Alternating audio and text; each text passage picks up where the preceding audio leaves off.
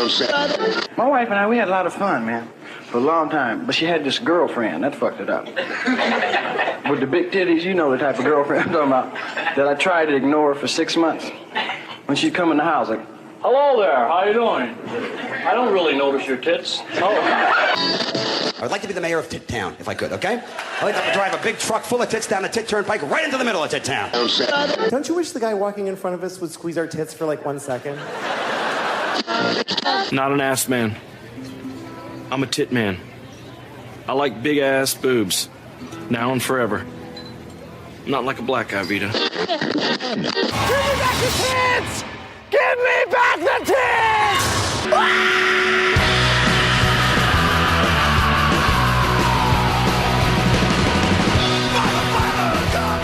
Welcome to Last Man on Earth. My name is Lex Jurgen. As always, I'm flanked by Matt Ralston. Matt's been down in Alabama with his abortion van, offering discreet services to the unwanted pregnant.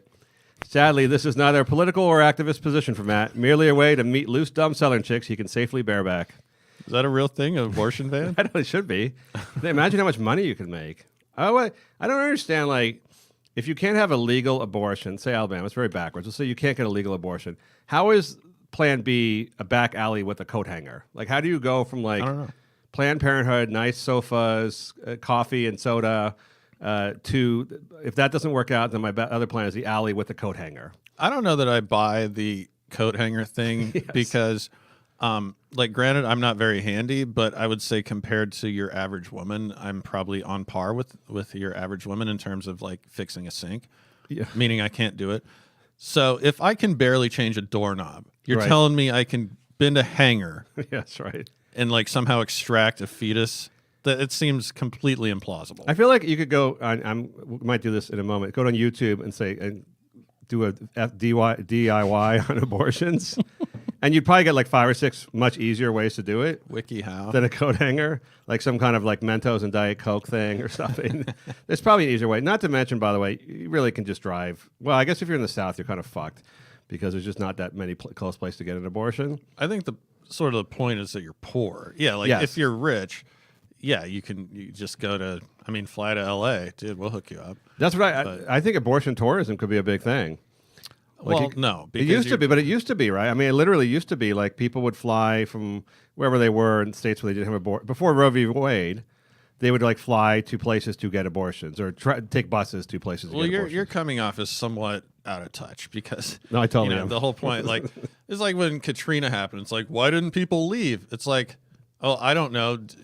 They didn't own a Yukon, like but you could take a bus. Like you could take a bus to Tennessee to get an abortion, like for 3 hours to get an abortion, which is I think what people used. Like if you lived in a shitty like Christian town and you couldn't get an abortion, I feel like in the old days, well, either you had the baby and gave it up for adoption, or you took a bus 3 hours to Aunt so and so's house and got an abortion. Yeah. It was always like everyone knew where the abortions were. Now, granted, if you're really poor, you probably had the babies anyhow. It seems like poor people just have babies. Yes, they do. They do. Although I read a stat, which was kind of actually I'm actually pro-choice for women who want to have abortions, but it's kind of scary that the number of abortions among black women is 5 times as great as white women, which is just sort of eugenically kind of a little frightening. Right. The black women have abortions at a just dramatically higher rate than white women do. Which just means ultimately, of course, there's far less black children. Well, I in the wonder country. if that's reported because I don't even know what I'm talking about. I have no idea. But like, I think Planned Parenthood has to like count stats. Yeah. But if you have means, like I'm sure that used to be a thing where it's like, oh, I'm going to get my teeth fixed. It's like, well, no, you're not. Oh, you're going to get abortion? Like really? A secret abortion. Did people tell you they're getting teeth fixed and they actually got abortions? Well, I'm saying you're having a medical procedure. Did your girlfriend tell you she was going to get a new retainer? She came back and said, don't worry, our problems are solved. The most egregious example of what you're talking about is Missouri is like on the forefront of this anti-abortion thing. But Illinois being, a liberal, I don't think it's a liberal state, but they have the votes. More progressive. So Illinois is like the most abortion-friendly place in the country. Oh yeah. So if you're in Missouri, like I kind of get if you're buried in the deep South. Yes. That's you're Southwest fucked. flight. You're fucked. But if you're in Missouri, all you have to do is go to Illinois. They border each other. Yeah, that's what I'm saying. It's like I consider it the same as having to go to Nevada to gamble. Right. or to place a sports bet. You have to go to Vegas to place a sports bet. Yeah. So you also might have to travel, like take a 3-hour drive to go get an abortion. But you lose a sports bet, you're not fucked 10 years later, usually. Well, you could be worse. You could be worse. This week's show is sponsored by the Crips Gang. Crips Gang. They're forming an LLC to take control of Nipsey Hussle's mottos for their own commercial pursuits. Nothing says fly-by-night gangster rip-off organization like an LLC. The Crips Gang, they're not so different than Donald Trump. So they actually formed Crips LLC, and they filed for control over Nipsey Hussle's "The Marathon Continues" slogan to use in commercial purposes, which is like, just seeing the Crips LLC was kind of funny. I didn't know that they kind of got into the commerce area. They claim they're using it for social good, for getting, which is very odd. So Nipsey Hussle's mottos were all used for anti-gang activity, like to get kids out of gangs. Right. Which seems very odd for a guy who was in the gang till the day he died and was proud of it. Do we know that? That's what they said. I mean, that's what the people say. And then also the fact that the Crips themselves would be trying to get in the anti-gang business. So from what I understand, which is little, he was meeting with the LAPD to discuss anti-gang measures. Correct. So was that just him trying to cut off the other rival gang? I think, well, they had the whole thing with the Bloods and the Crips called a truce after he died. I'm like, yeah, okay. Drive through South Central, see how the truce is going. Just like the fact that the Crips gang is actually going to use it to get kids out of the gang. Like, you're the gang, and you're going to it's like we talked about with the liquor companies doing the don't drink commercials. Right. Yeah, really the same thing. They might see some cash in it, but they're not trying to get kids out of gangs. Although like I said, they've become like Trump University LLC. They've kind of figured it out. In a way, it's kind of a nice moment for like these black gangsters to figure out like white American corporate business. Yeah, but so would this be something, because I kind of subscribe to like ethical investing. Like I personally, is that where you put your millions? No smokes, no guns. Yeah, pretty much. Like I wouldn't feel comfortable investing in Lockheed. Not like I'm a saint or anything, but I don't think I'd want to get into business with the Crips for professional or monetary and ethical reasons. Yeah, with the Crips. You don't want to be like their graphic artist. No, like they're the Crips were like, dude, we're gonna kill all these people. Like you'll like make $500. You're a little overdue on your deliveries. Yeah, that seems a little rough. Do not forget to become a patron of the show on patreon.com/Last Man on Earth. Thanks to all our new patrons. Get on the shit now before it disappears. If you wish to contact the show, hit us up on Twitter at Last Man Podcast or on Facebook, also Last Man Podcast. All right, on to the show.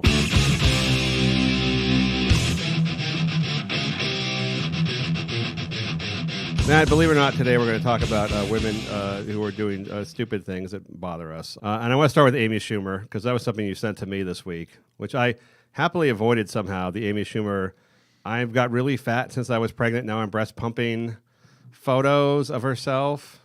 And like trying to look fat. Like, yeah. She is fat, but she's trying to look almost fatter than she is. She's heavy. She lost weight for the movies when they were passing her off as a leading lady, which didn't last very long. And then she got heavy again. Then she got pregnant, which is an excuse to get heavier. And she's not she's 37. She's not a young kid anymore, having her first kid. And so she posts a photo of herself. So I guess here's our celebrity stories work these days. You're a celebrity. You have 3 million followers. You post something empowering, and like 10,000 women say, "I love you, Amy. You're my hero. I follow everything you do." And then like 3 people like make snippy comments. Then the celebrity responds to those snippy troll comments, and then Yahoo writes an article about how Amy Schumer fought back against a tidal wave of like online trolls and clap back with the perfect clap back. It's the pattern. It's the template now for every, I guess, woman on social media. It could be a baby. I mean, it could be someone called me fat and I don't have any proof of that. Or, just a random, somewhat minimal hardship. Well, any woman who posts a photo of herself who's heavy set in her underwear is going to get some troll comments. From me. From you. From me, too. That's just. I'm not even trolling, actually. It's just an observation. But if you're like favor to disfavor ratio in comments on Twitter is 10,000 to 3, you're doing pretty well. Like you're actually doing, like if you get like 10 to 1 favorable rating on Twitter, that's like beyond the pale in terms of. You're doing great. It's the whole thing of you're doing really well in general. You have nothing to complain about. But instead of, saying, I'm actually pretty happy with. I think we're doing well politically. The abortion thing, there's some ground to be covered. But instead of just admitting, like, we have it good. Yes. No, you got to be regressive and seek out, like, you got to make up a problem. Well, not only do we have it well, she has it really well because from what I can tell, she actually doesn't create really good comedy, yet she makes a lot of money as a comedian.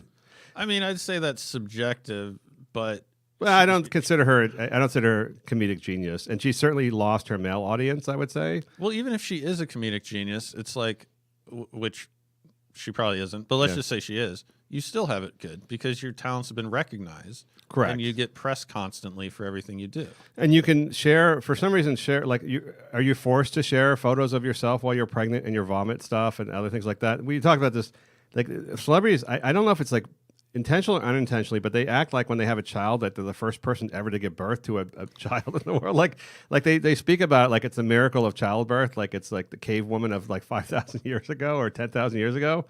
And like they've done something and like their body's been wrecked and nobody understands what's going on. This amazing thing has happened. And I just imagine like some woman in Nebraska with like 5 kids going, just shut up, cunt. just shut up. Like it's like this amnesia thing, and I don't even. So certainly she has no reason to complain, but I would say middle class to upper middle to rich women and poor women, by the way, assuming that, you were trying to have a kid. Right. I mean, if it was your prom night and you got drunk, I get falling on the sword, but let's be honest. You wanted to have a kid. Is falling on the sword your solution to abortions in Alabama? That's like better than a coat hanger. No, it's the whole martyr thing. So there's 350,000 babies born every day in the world. Yes. There've been 100. They estimate there've been 100 billion babies born in the history of the world. So it's not a miracle. No. Well, it may be a spiritual miracle to you, but having the ability to give birth to a child and to raise a child is not heroic. No. And you decided to do it. So, we should actually get my friend on the podcast. She teaches a class. She's a mother. She has twin babies. She is divorced, but she leads a happy life because she understands the balance of, the fact that, it's a little bit rough, but it's not like, you're not you're not Joan of Arc or anything. No, just like a trip to Somalia would cure you of those issues you have. But I think I don't know if it's with people like Amy Schumer. I don't know if they actually feel like a victim or like a martyr, or they just play that up because that is a way that women in her demographic communicate with one another. Like that is like, it's almost like the rappers communicate with their fans in a certain way, and basketball players communicate with their fans in a certain way, and the alt-right communicates with their fans in a certain way. It's like this oppressive, like I'm constantly oppressed sort of thing, the way that these women communicate with their fans. It's like a sign of like a tribal allegiance or something. No, I don't think so. I think that women have become so entitled that they think a biological function is some incredible feat. Right. Menstrual cycle included. So if I've known a lot of pregnant women, and some better than others, but one who I don't want to say the name of, I might be related to her. So when she was pregnant, she asked me where I wanted to go to dinner. I said I want to get sushi. Oh, dude. And I forgot. Yeah. And she just sat there looking incredibly fat, by the way. Wow. But just frowning. And it's like, oh, you can't, I'm not supposed to. I'm like, okay, you could have just said pizza. Like, I'm not. Your family dinners sound amazing, by the way. And then she called me to drive her from, she's like, I'm pregnant. I really need help with this. So I have to go to the one pregnancy doctor to the other, whatever the thing is. So she's like, can you drive me? You were like the Seth Rogen in the story. Basically. Yeah. So I did drive her from one doctor's appointment to the other. Here's the catch. They were in the same building. So I simply picked her up and drove across the parking lot. Did you? Took me half an hour to get there and to get home. You're a good guy, Matt. No, I'm an honest guy. Is this story about Amy Schumer or about you being such a good guy? It's a way. Look, dude, I dated a chick who was quite unpleasant for quite a long time. I dated her for quite a long time. She was unpleasant much of the time. She wasn't pregnant. Imagine if she had the if the leash was, if she felt that she had the authority to then make demands on top of that. It's already like kind of annoying. So it's like you're going to second guess me? I'm pregnant. So you feel bad for Amy? Would you say you feel bad for Amy Schumer's husband? Is it her husband or her boyfriend or husband? I guess. Poor fella. Like, hey, where's your wife? She's been taking fat selfies of herself, breast pumping in the other room, complaining to her fan base. Yeah, and what are you going to say? She's like, I'm craving pizza, and it's like, oh. Yeah, I mean, I sometimes crave pizza too, but the thing is, like, I try and maintain I try and stay in shape for my health and vanity to some degree. And, pizza. the reason we started fucking is because I was attracted to you, I think. It wasn't because, I wanted to wipe a baby's ass. So I don't get it, frankly. Well, here's the thing. So she actually went back she did stand up again, like 2 or 3 weeks after she gave birth. And so I don't know if she did this intentionally or not, but she knew that she was going to draw ire for this because, A, you're not really supposed to work that long, after you've had birth of any kind, even just stand-up comedy, which, isn't obviously that physically rigorous, but you still have to get out and get dressed and stand up and fucking go to the club and all that stuff. Yeah. And it's not like she was like cutting logs or like building Habitat for Humanity homes on the roof, with her stitches with bleeding from her vagina. So, but you're supposed to take 6 weeks off or so just to rest because that's a good idea. So she had to just I think the idea of this was, it was not that she doesn't need to work for the money, obviously. So she went back to make a point that she could do it again that quickly. And then, of course, women. It's always women. I mean, these arguments are always framed as like there's a bunch of men out there who are oppressing women with these comments. Men could give a shit how fast women return to work after pregnancy. It's all women. It was all women writing comments about the men were complaining how fat she was, but about the pregnancy-related stuff and going back to work, it was all women because men, A, don't understand how that works, and B, couldn't give a shit. They probably get your lazy ass off the couch and get back to work. Right. So it's always women shaming other women because men outside of the Alabama men, I don't think men really shame women as a hobby or routine activity. I wouldn't shame anyone just because it's rude, but there must be a point where a year later your wife still has the additional 40 pounds. Oh, you mean I'm talking about work shaming. Right. Like, no, yeah. You're talking about fat shaming. I'm not even talking about Body. shaming. I'm talking about you look different than you used to. Like a dude I knew who I did not like at all said, there's nothing more beautiful than a pregnant woman. I've never been more attracted to my wife now that she's carrying our child. And I was like, you're either like a failed poet or you're gay. I'm not sure which. Have you seen Tully, directed by Jason Reitman? Yes, I actually like that movie. I did too. I've liked all of his movies, but there was an element that I found really annoying. There's a scene that was way over the top. She's sitting in the kitchen in the nook. They're poor. Her husband's an ineffectual, whatever. They don't fuck. He's a dweeb. She gained 50 pounds for the role. I was curious if maybe she just already had the weight on her and took the role, but whatever. Oh, not Charlize Theron, man. She's pretty slender. I know, she's hot. Yeah. Not in this movie, though. No. So she's sitting in the nook, and her kid spills milk. And then for some apparent reason, she strips her shirt off, and she's all fat and shit. And then one of the kids says, "Mommy, what's wrong with your body?" And The kid was body shaming her. The kid was body shaming. Yeah. But Those are very forced moments in movies like that. Well, I don't think the kid was shaming because that's just an observation. Sure. Like, well, like, what's up? But I don't know. I hate that shit, man. You're not into the pregnancy thing in general. I'm not, but I have to deal with a lot of shit that I don't get credit for. I'm not going to go back to the lumber mill, but there's all kinds of fucking things. You're saying men have to deal with their shit and women have to deal with their shit. Yeah, but we don't get any credit for it.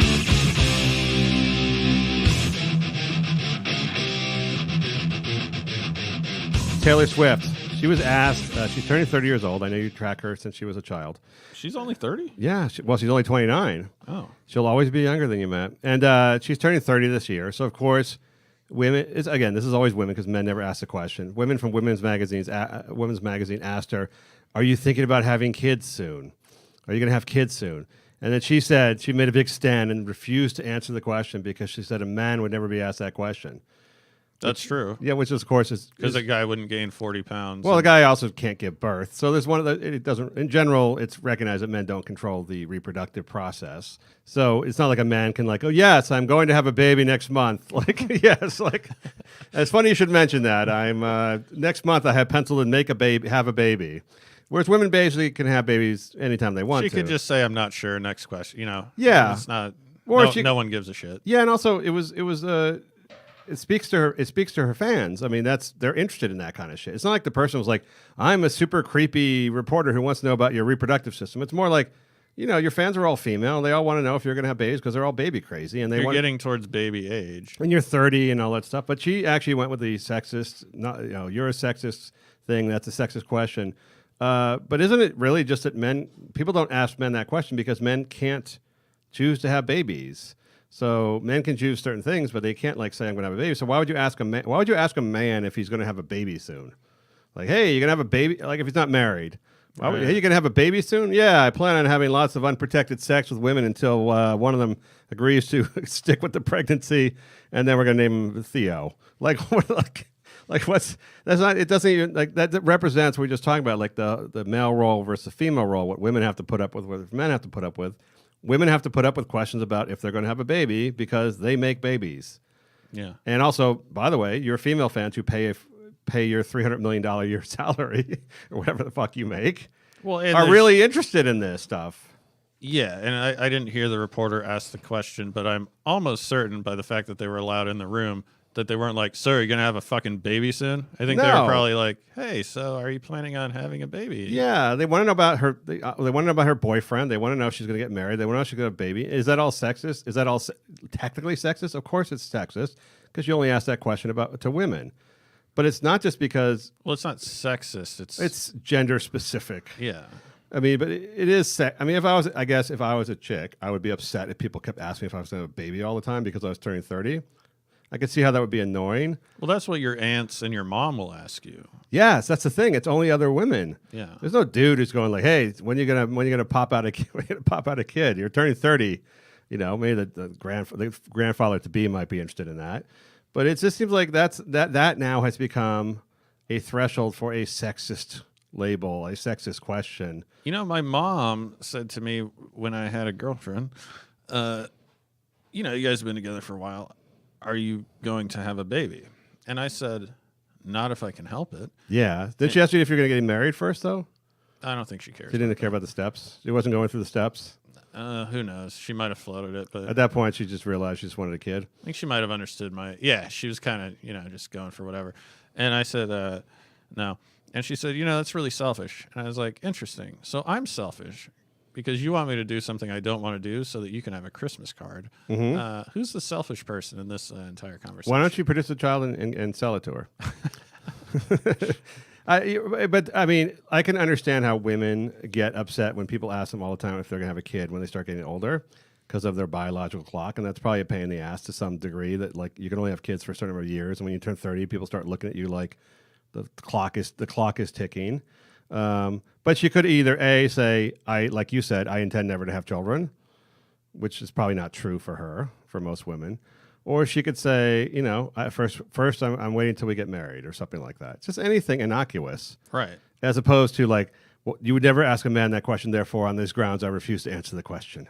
Yeah, like Bob Woodward isn't following up. Like, so does he come inside you? Right. What are you on, the depot? Like, it's none of that shit. And also this is how she makes her money. She makes her money by selling not just her music, but selling herself as a female character to female fans. And right. What is her character, by the way? She's just cute. Girl next door, goody two-shoes, cutesy, boyfriend troubles. Well, in that character, middle America, kind of rat-faced girl next door. Yes, you're 30, so you're essentially following a narrative. We're pretending you can play guitar, right? Which is, ludicrous. That you're a down-home country girl. So yes, that in the movie, which is your life, yeah, you you've gotten married. The next logical step. She's not married yet, but she has a boyfriend. Oh, okay. But people want to have it both ways. You don't have to be a celebrity. You don't have to be famous. You don't have to sell your personal life. You don't have to. God, I was reading this story about Jessica Alba. She started acting when she was 12 years old, and there's all these stories this week because she did some cover story about how she was hit on when she was 12 by all these gross guys in Hollywood. I believe it. And how she became anorexic because she just didn't want to eat because she thought then the men would leave her alone. Don't believe that. Yeah, well, I don't think that was a good plan. But well, some girls overeat or some girls undereat, right? That's their defense mechanism for gross guys hitting on them. Because they think if they're just whatever, either it's too skinny or too fat. It's also part of the whole persecution thing. Of course. What chick eats a normal amount? I don't know. Nobody.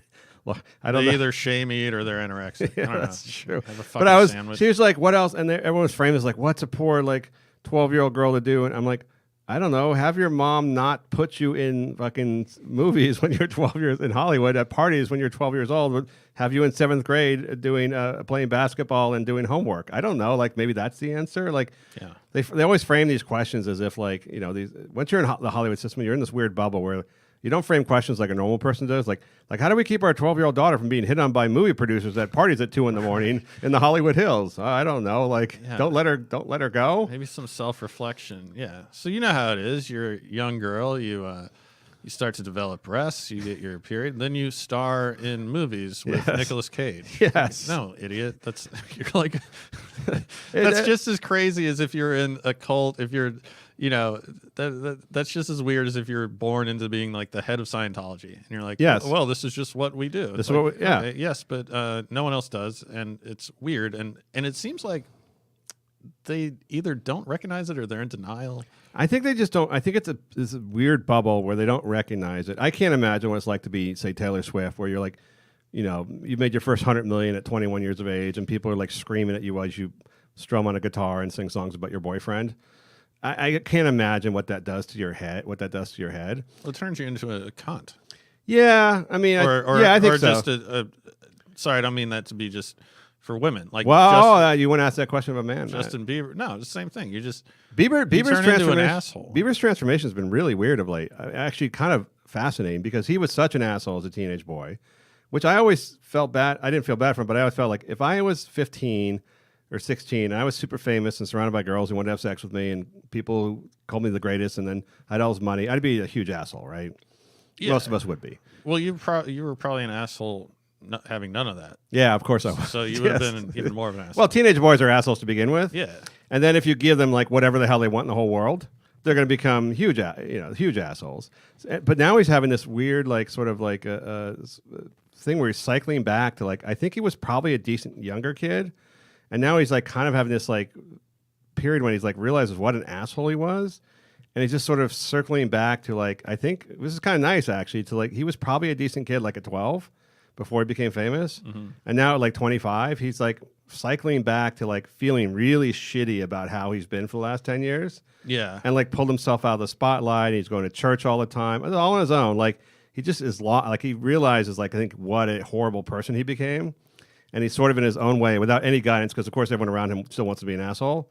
He sort of had this literal come to Jesus moment where he's just sort of repenting for being such a fucking huge loser. I mean, for being a Jesus freak, which he obviously is, he is, to his credit, sort of embodying many of the tenets of Christianity at this point, which is incredibly rare, actually. Yes. I don't generally like the religious sides, but if the other choice was huge fucking douchebag, then it's the drug addicts become really heavy AA or religious people. Yeah. I'm they're really super annoying, but the alternative was they were fucking in the streets with needles in their arms. Yeah, so if it's it helps this is better. if you want to believe in really preposterous things, that's all good. But I think it's in the least it's taught him to look at himself and go man, the haircut, the way I urinated in the mop buckets. It's probably 90% the haircut. He's probably just regretting his haircut, actually. Yeah, just I think he's just thinking and he's got he's with the Baldwin girl now, and they're also, I don't know if it's Steve Baldwin, Haley. Oh. Yeah, but I think it's a Christian. I think it's a Christian. It's the super Christian. Yeah, Baldwin's exactly. Daughter. So I think it's Billy.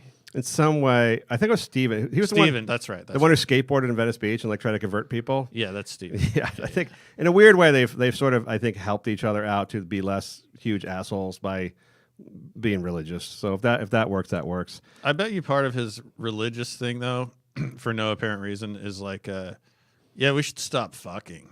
Ooh. It's like, wait. Well, they're married though now. They're married now. Yeah, but I guarantee you that's part of it. Really? That's always a weird part. I would think. Having no idea what I'm talking No, I don't know. They're 20. They're in that their always 20s. comes into it. There's They oddly, I will say gay this, sexual repression. they do oddly, like a lot of religious couples, they look like brother and sister, which is kind of, they're both like blonde. They have a very similar look to them, and when they come out of church, they look exactly like brother and sister.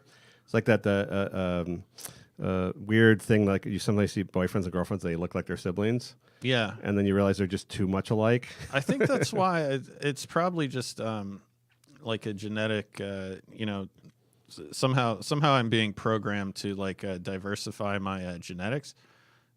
I'm not that into blonde white chicks anymore. Really? I'm going black at this point. Well, I think at some point, especially when you're troubled, maybe you find someone who reminds you of your family members, right? Or at least the people you grew up with. I don't know. Oh, really? So you think that's part of your genetic programming to spread your? Although you're not having children, so I don't know why that matters. No, I just think somehow I've become attracted. The world is telling me to not bone whites. They have that. They did that thing in like, I don't know, Time magazine, so a few years ago, where they showed like what people will look like in 500 years after all the, Yeah, I saw that. and it's always like a model. Right. It's like a hot Eurasian black model. Like it's always like, we're not going to all of a sudden, because of like interbreeding among the races. Not only will we be like multi-fat, superficially multi-fat, we're going to be gorgeous. Like we're just going to be gorgeous. Like I know some interracial couples who don't have the most attractive kids. It doesn't guarantee you're going to have a Victoria's Secret There's model. some combinations that don't work out well, but I'm going to sort of refrain. All right, you know what? I think it's just unattractive people from different races. Well, you would think black and Asian would be like a great combo. Like a Tiger Woods. Yeah, is Tiger Woods considered attractive? I think he's weird looking. I don't know if he's considered attractive. Nothing against, like I'm not saying, not discouraging. He's a Coblin Asian though. It's weird to see. The bald gene is weird. Oh, I see. So you see like you ever see like a Native American, but he's bald, and you're like, damn, you hit the lottery, right. but like in the opposite way. You gotta put more feathers in your hair. Yes. Well, I think here's my theory. A general theory is like when good-looking people of any background, races have kids, they have good-looking kids. Right. And when unattractive people of different races or backgrounds have kids, they have ugly kids. That's just how it works. But when two people that look, like you said, like brother and sister, who are both attractive. Yes, they also have attractive kids. Oh, I don't know. Really, but not if they're legitimate, like not like England where they've just inbred for so long they become unattractive. Right. But when you see like the models marrying models, like these white models marrying white models, they tend to have very attractive kids. Maybe on down the line, 100 more generations, they'll start to get like buck teeth and like Laird Hamilton, the big wave surfer, Laird Hamilton. His wife is Laird Hamilton with tits. Yes, they're both just buff tan people. Yes, yeah, their kids will probably be pretty hot. Yeah. I don't think the disfigurement of the inbreeding takes place in one generation. Right. It takes place, and by that time, by the way, their kids are all going to be like have sex with like black and Asian people and Hispanic people, so it'll mix up anyhow. So it's not like the old days, like I said, like in England where like there are only white people to fuck, and so they all had inbred sex, and then they all got weird looking like the royal family. Yeah. I mean, if you live in California, ultimately your kids, grandkids, great-grandkids are going to start intermarrying with other people.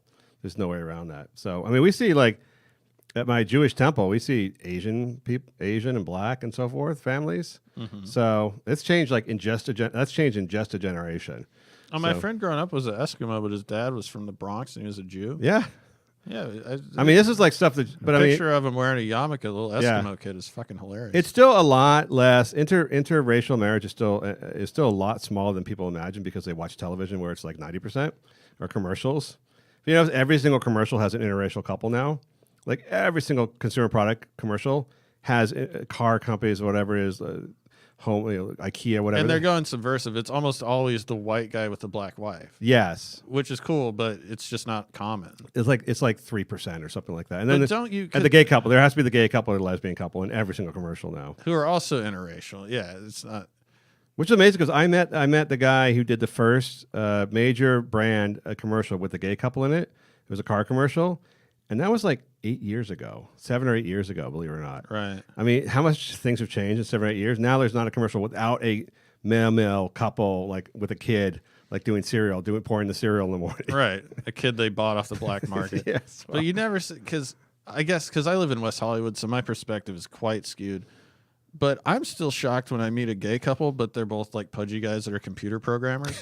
I'm like, what? Like, aren't you guys supposed to be bench pressing? Like, what's going on? When they're not in like shorts, like in tank top and like sleeveless tees. Yeah. But isn't it part of the whole, like, so I go on like Tinder and, you know, it's incredibly diverse. There's not even that many, because LA is diverse. Like, yes. I said it. Well, it's at least 50% Hispanic for sure. Yeah. And a lot of everything. But yes. So if I was in Omaha, I guarantee I'd be fucking white chicks because there's nothing else there. Yeah, Omaha Craigslist is probably not all that diverse. No, but like since I kind of have the world at my fingertips, isn't that kind of how people operate though? Like given the choice, don't you kind of, unless you're a narcissist, you want to fuck the equivalent of you? Well, like Liberace. Everyone has their thing. I'm sure some people still go within the race. I don't know, but in LA, yeah, if you're talking about big cities, you're much more likely to spread the seed around to various places because that's just who the hot chicks are in your class or your work or wherever. It's going to be multicultural, right? So, and I don't think dudes are that. As far as I know, dudes are not that discriminatory. An attractive woman of any race or cultural background or religion is going to do the trick. Yeah. So there aren't that many guys. I don't know any guys who would go like, well, she's super hot, but she's black, so I'm going to stay away. Like I'm gonna lay off that hot Hispanic girl because I just don't do Hispanic. Like yeah, you just don't meet. I never met a guy like that before. Even like the KKK guys are like secretly. Even if you had a type, and I don't think people that have a type are racists. No, at all. But like, exactly like. Dude, Thomas Jefferson owned slaves, and he was like banging the black chicks because they were hot. Yeah, like you can't get more racist than being a slave owner, and they're still having sex with the black girls because they were hot. I mean, did he do it in the hut, or did he brought him into the house? Oh, I don't know. I don't know how that worked exactly. I'm sure there's at least 85 professors around the country who major in that who can tell you. But I think dudes stick their fucking dick where they're attracted to, regardless of all that stuff.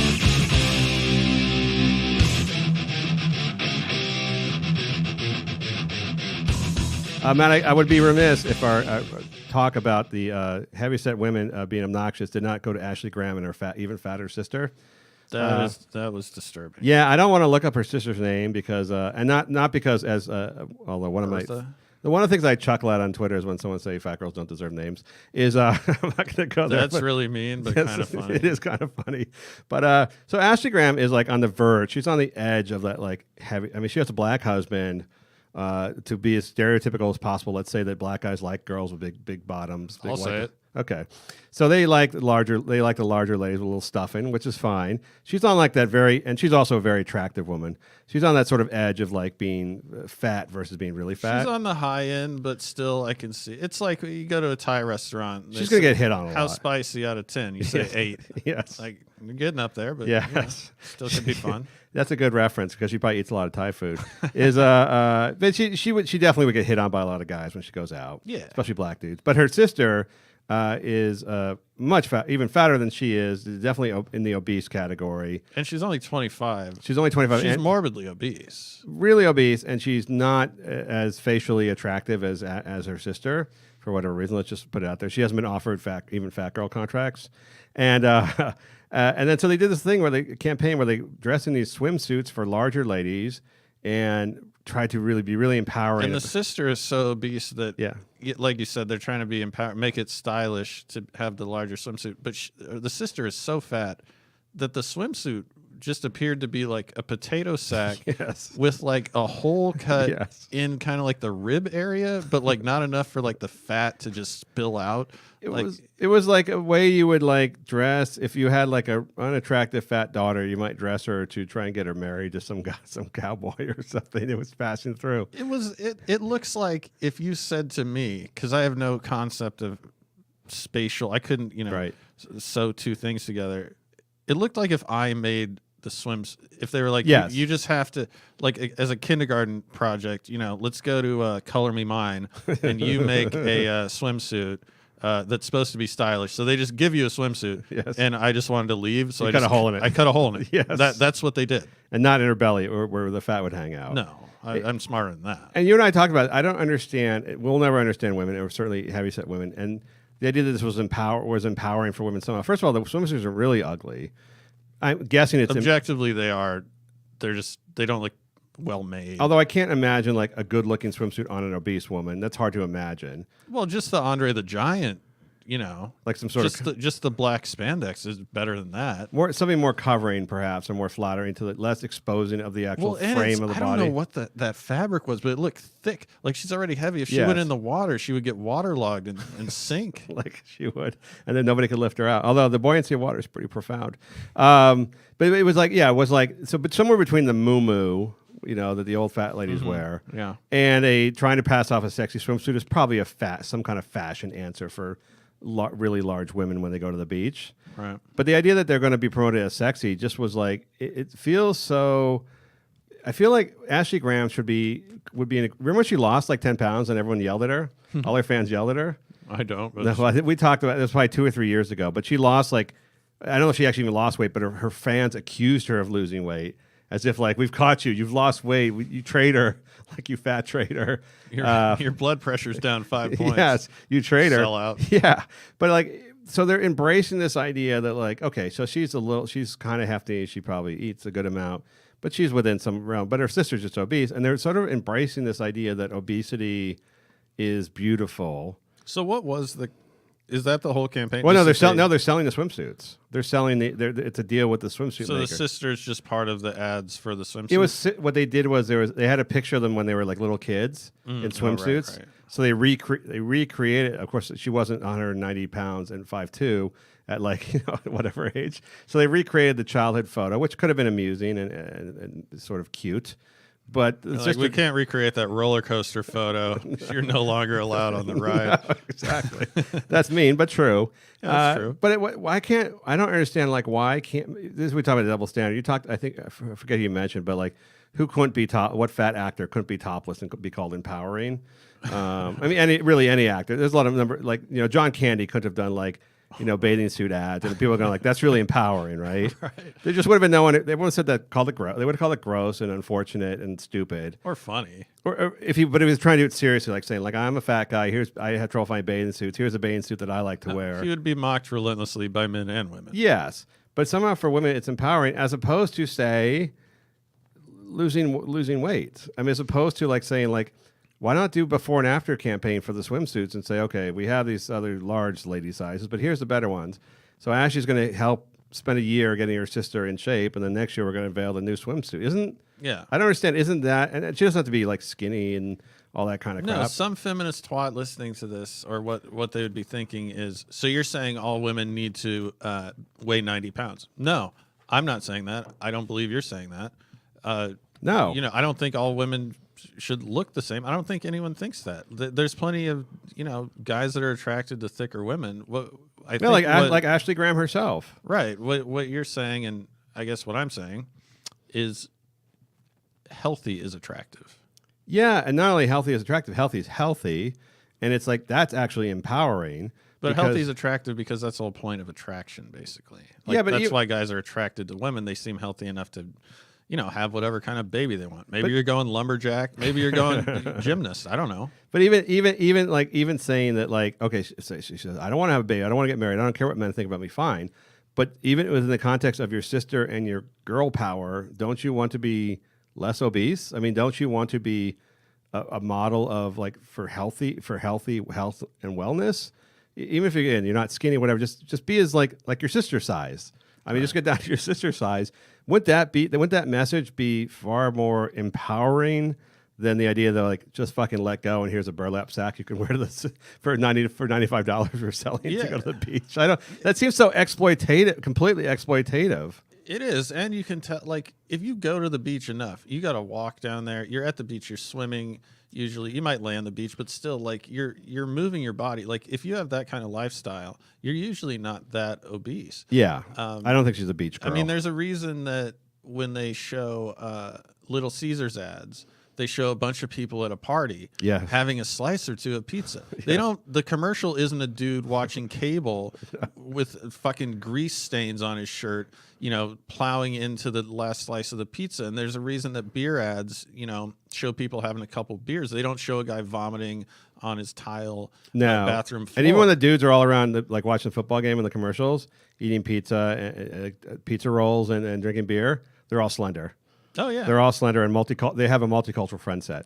Well, because you can be healthy and enjoy pizza every now and then. You can. Yes, it's obvious that that's not what she's living her life as. No, and it's I don't. If she wants to be that way, that's fine, obviously. But why? How did we go from that being like? How do we go from like women being forced to bind their feet and wear cinches to be smaller and be malnourished to appeal to men to fucking just let loose? And you're still going to we're still going to celebrate. Like, why is there the pendulum always has to swing like so dramatically? Why can't there be a middle ground?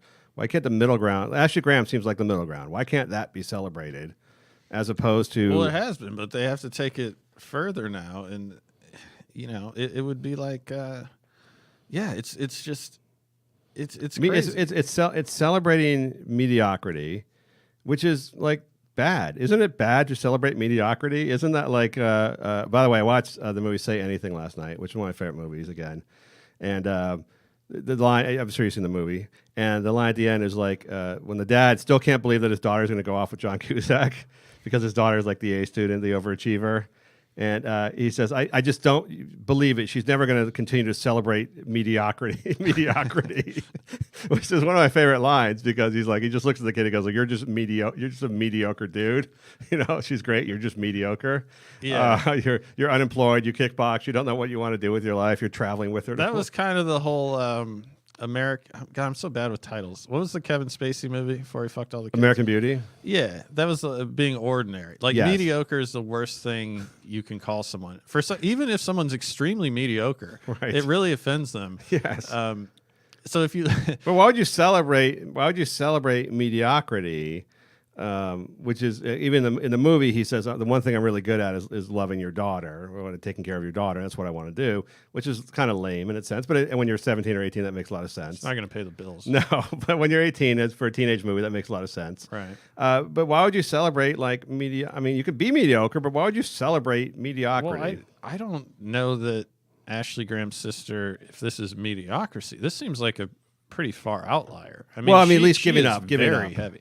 Right. We're celebrating giving up. So instead of you actually putting hard work and achieving, we're going to build you a giant swimsuit and then celebrate the fact that you're not working hard.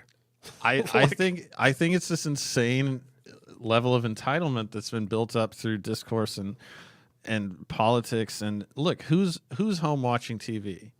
Women, usually. Mm-hmm. Childbearing. I'm not saying there's anything wrong with that, but who's buying shit and who likes to hear compliments? Everyone. Mm-hmm. So if you're sitting there and everyone's telling you, that you're awesome, eventually it's going to kind of seep in, and I think that's where we're at. I think it's all just a commercial based. All I'm saying is if Mama June can lose 150 pounds, anyone can. She was on meth. I don't know. I don't care. I guess that's what Fin was. Yes, I remember Fin. It was just like Adderall, right? Basically, it was just amphetamines. Yeah, so if you want to do meth, is a way of. That was the when the Kardashians early on. People don't remember this. They made a lot of money off their diet pills, and then they just found out they were just amphetamines. They were just literally speed. It was just laced. It was just like fruity flavors laced with speed. If you take enough speed, you don't eat anymore. Right. I think you're good as long as you don't. I don't get what the skin picking kicks in because I've never seen a dude on a diet pill that just starts picking his face off. Oh, does that happen? Well, really? the meth photos. Oh, the meth photos. Like the tweaker photos. Yes. Yeah, and the teeth fall out and stuff like that. But I think there's a lot of people doing speed, and they're like, "No, I brush my teeth. I'm just on speed." One of the problems with meth, amphetamines, even if you get off it, you still look like you're on it forever. Like you just never lose meth face; it never goes away. Yeah, it like kind of sucks the water out. I don't sucks know the color out of your mechanism skin. The teeth get rotty looking, and you just have this like shallow looking eyes, like the sunken eyes. Yeah. Like you look like you've been at war for 10 years. It just never goes away. I like my homeboy. I sent you the article, the guy that He started. He was on meth, and he just started stealing as much radioactive material as possible. Yes, I love that. And he killed himself. Yes, I love that guy. He looked pretty good, actually.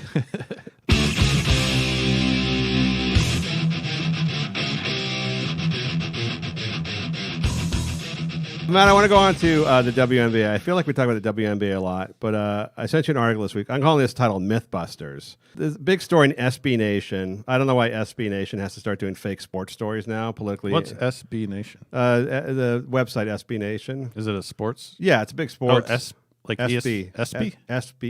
The letter S, the letter B Nation. Oh, okay. It's a Vox Media, I think, their sports channel. It's pretty big, actually, and I like most of it.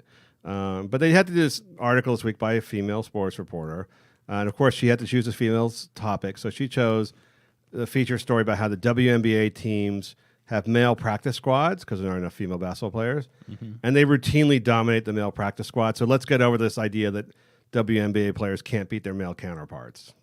Hilarious. Yes, right. So they beat the Washington Generals. Yeah, well, first of all, I don't even believe the fact they beat the practice squad. That seems like bullshit to me. What it seems to me like, if I'm a guy and I'm getting paid to be say I'm a ex-college basketball player, and I'm being paid to be on the WNBA practice squad to face off against the Comets or whatever. That's the only team I can name. Female squad. I'm not going to fucking dominate them in practice. No, I got the inside info. Oh yes, from a friend of mine that was a very good high school basketball player. Didn't choose to pursue basketball. Actually, he wasn't good enough, I think. But he would. So I didn't know that practice squads existed in basketball because I played basketball, and you scrimmage against your own team. You have 5-on-5. You usually have 10 players. But with women, they do that because men are so much better that it actually makes them better at basketball. So anyway, my friend played on the practice squad against the UConn Huskies women's team. And I said, best team, like the best female team in the country. Best in the country. And I was very shocked because I thought, when you sent me the story, I thought they had made it up because I didn't think the male practice squad part. Yeah, I just didn't, or any practice squad. It's just not. I didn't know it existed in basketball. But so yeah, he was on the practice squad, and he said, I'm good at basketball. I'm better than most of them, so it's a good way to meet chicks. But beyond that, well, they're all. I think it's 97% lesbian, so that may not work out as well as he thinks. Yeah, I don't believe it did work out, but so he said it's very regimented, and so they would use you for drills. Specific drills. Yes, but he said every now and then they would just let them run, and the male practice squad would beat them handedly every time. Of course, and he's not lying. It's just true. No, we know they can't beat NBA players, and we feel very confident they can't beat any decent male college team of any caliber, or even like a Division II or III college team. I don't think they could beat a high school team. Do you think a high school male team? They could beat a male high school team, but one of those really stacked high school teams where like four of the guys go to D1, they could not beat them. Like a Modern Day or somebody like a parochial school that has the All-Americans. Zero chance. Yeah, like where LeBron plays high school basketball. They could beat like a D3 team where the center is 6'2", 6'2" and Jewish. But it would be a good game. It's not like they blow them out. Well, the thing that women they shoot well, right? Well, first of all, they have the smaller ball, so that would be one issue because they use the smaller size ball. So, but that's probably an advantage for. So if Steph Curry gets a smaller ball, he shoots like 80%. Mathematically, it's easier to go in. It'd probably take him 10 shots to get used to it. Right, but there's less clanking around the rim. Yeah, you're gonna less shots are gonna pop out of the rim. Yeah, that's probably true too. There was a whole why is this insistence on? First of all, every single guy, women don't really like basketball. Let's say lesbians who liked basketball. Remember we had that story last time about the woman who's Roxanne Gay, who just announced that all the WNBA games are sold out. Yeah. What is this desire among the female sports domain to insist that WNBA players are on par with male basketball players? I don't even understand the rationale behind that, knowing that even if you think you can fool people into believing that's true, what does that actually buy them? What does that buy them? Well, ego stroking, I guess, would be the number one thing. It's not going to affect ticket sales or viewership or I don't think anyone's going to go, oh, I didn't realize that. Now I'm going to start going to Lynx games to watch. It is just like a weird feminist thing, where I'm just going to pretend that I don't think even guys care. I mean, the only thing we care about is that they are lying about stuff. Right. Like if you said like, look, these girls don't play as well as the guys, but I'm very you and I disagree on this. I think I'm very supportive of female only sports, not only because I have a daughter, but I think like it's if we have we talk about with the transgender, if we have unisex sports, then women never get to play. So having female only sports allows women who want to play sports, and a lot of them do, to compete against other women in a competitive landscape. Just like when I played fucking JV or second tier basketball. I'm supportive of it too. I just like to constantly point out that it's not a meritocracy. No, but it's within the gender, it's a meritocracy until the transgender come in. But I think well, I think most guys support the idea that there should. I'm not going to go pretend to have a baby. No, but I mean, I think most men they may not watch it, they may not care about it, but they accept the fact that there should be female-only sports so that women can compete in a fair in an equitable landscape. So that the WNBA players can say, "I'm the best." So Cheryl Swoops can come in and fucking dominate in a game. Sure. Because nobody wants to see her get 0 points in an WNBA game and get smashed and blocked 18 times in a row. They want to see her score and do her thing because she's a great female basketball player. That's the only one I can name. But Lisa Leslie. Honestly, no one does want to see that though, as bared out by the ticket sales. And nobody wants to see it, but they like soccer, for example. It's fine. I don't. But the idea that it's they have to insist that it's as good as the male sport. I don't get where that leads you. What does that lead you to? What is the benefit to women of insisting that, other than that you're going to allow trans women into the sport? What is the advantage to women of pretending that the WNBA is the same game as the NBA game? I feel like it's counterproductive because people like to think that they're awesome. Yes. Why do little boy put on a cape? It's human nature to try and act like you're a fucking superhero. Like, contrary to what you might think, I don't go around, getting in women's faces about how shitty the WNBA is. That is totally contrary to what I think. Absolutely. However, it doesn't take much. Right, So right. after one idiotic comment such as, well, the Seattle Storm beat the male practice squad. Yeah, right. Then I will say, well, you're kind of stupid and you don't know what you're talking about because you don't know who's on the practice squad, do you? All you know is that you said they're mostly men. So what if I was on the practice squad and I drank a 40 before I went out? Does that mean you're an elite athlete? No. Nobody believes that the female athletes are as good as the male athletes, and no one expects them to be. This story confounds me because obviously the SB Nation has female reporters, and they have to write on female issues because that's the avant-garde in 2019. But just to lie, just like the woman lying about the WNBA games being sold out, why? Like, no one believes you. You're just going to look stupid when people put it to the test. What is the point of pushing a philosophy with obviously fake facts that is so easily debunked that it's just going to make it look stupid? I don't know. I mean, we're in the age, if you watch Fox News, they will within 5 minutes just quote stats that are either misrepresented or just blatantly not even fact. But here's the difference. Here's the difference. I think their audience believes them. Right. Whereas someone who on SB on a sports site who reads this goes like you and I do. We just fucking roll our eyes the minute we see it. And there aren't a lot of female readers of sports sites, so it's mostly guys. So it's like I would think like, okay, I want to push female basketball or female sports as much as possible. What's my strategy going to be? Oh, I'm going to lie to everyone and tell them that they play as well as the men do, and that's going to really help us. That's going to really help us. Well, out. It's literal fucking propaganda. Yes, but propaganda that obviously can't work. I don't know. So I've been watching the NBA playoffs, and there's a Gatorade commercial that's in heavy rotation, and it's Dwayne Wade and his wife, Gabrielle Union. Yes. So he looks like he's in really good shape, as he should, since he just retired from the NBA, where he was still averaging, 18 points a game. Great player, yeah. And one of the best guards of all time. She's had a couple kids, and she looks good, but she could lose a few pounds. Regardless, they're in a spin class. She's beating him at the spin. He's having to work really hard to beat her at the spin class, right. And she eventually wins. Then they're working out. He gets tired before her.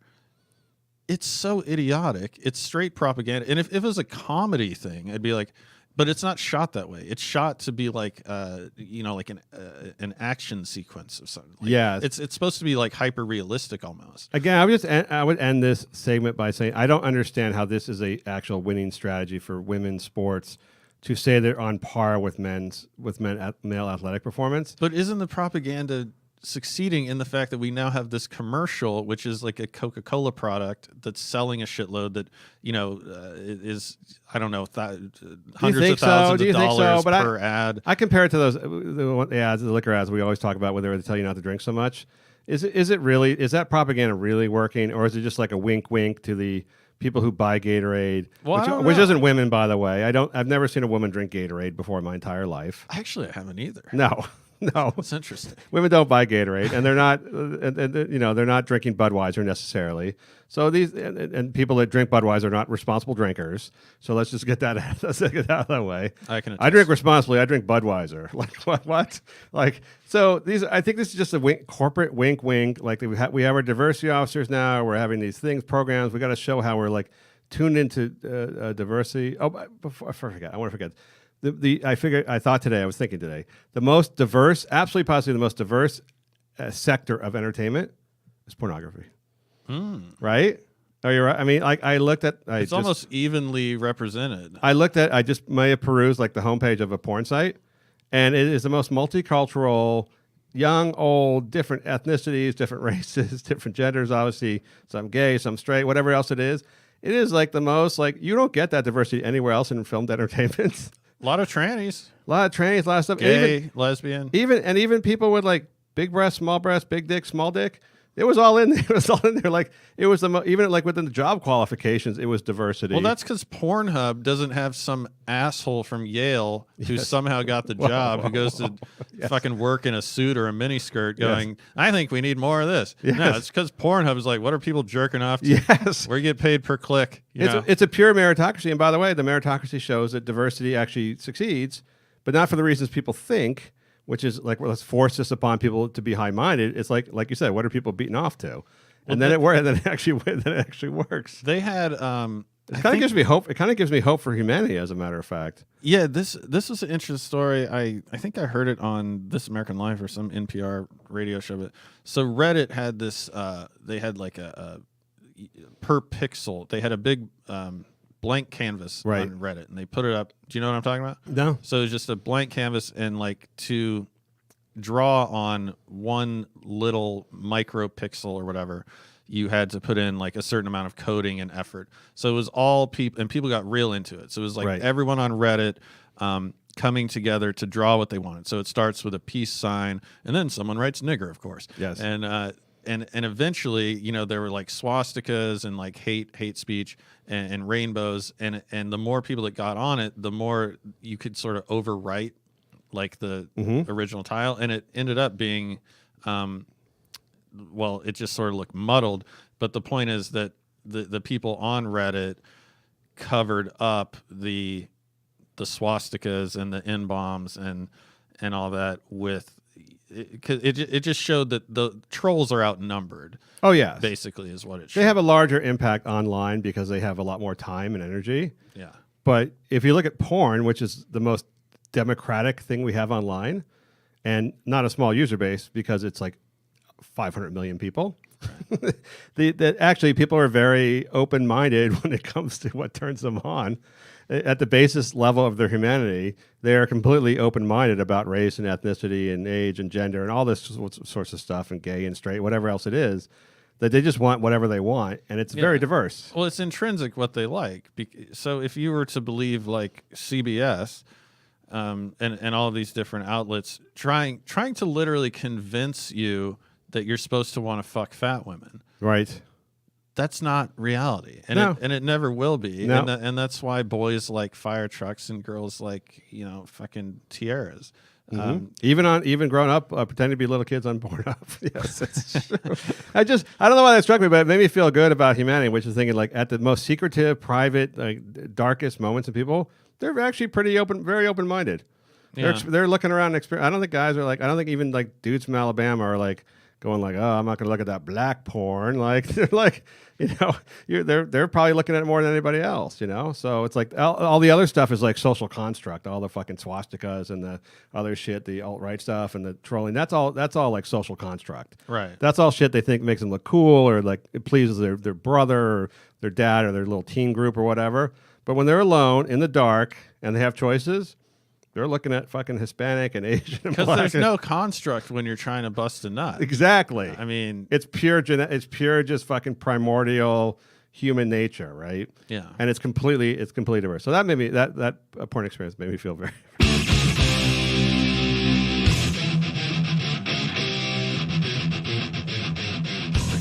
Matt, I hate to do this, but we've got to talk about Drake, the Toronto Raptors uber fan and apparently owner of 2 Golden State Warriors tattoos somewhere on his body, Steph Curry and Kevin Durant. It appalls me and amazes me and bothers me to no end. Like I look at Drake and I'm like, I'm sure he likes basketball, but it just seems so contrived.